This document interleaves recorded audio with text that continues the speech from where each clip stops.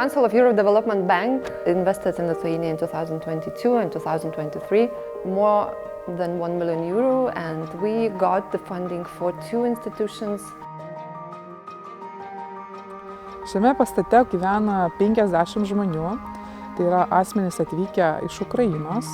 Tai yra daugiausia vyresnio amžiaus asmenys, turintys rimtų sveikatos sutrikimų, ar žmonės su negale, ar vienišos mamos su mažamečiais vaikais.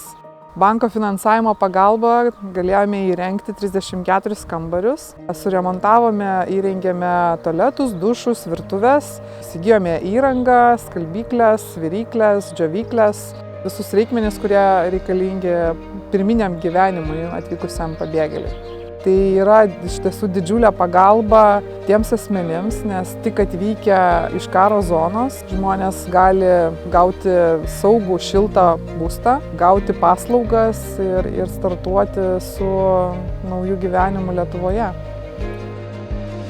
The other institution, Social Care Center Via, there we accommodated about 35 babies or children from a Ukrainian orphanage and created the needed conditions for children with disabilities.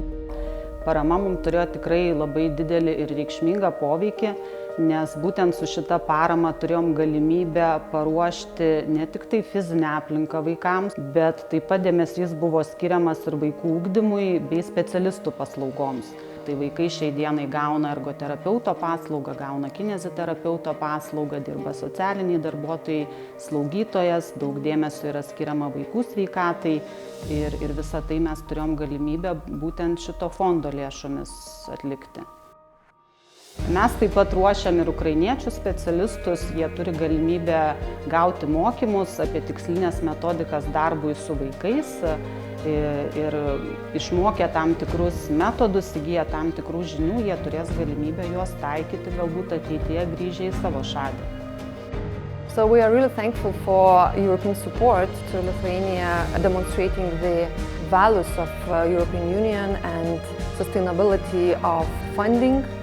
Looking forward to different, probably future situations, and in general setting the European standards in Lithuania for migrant refugees.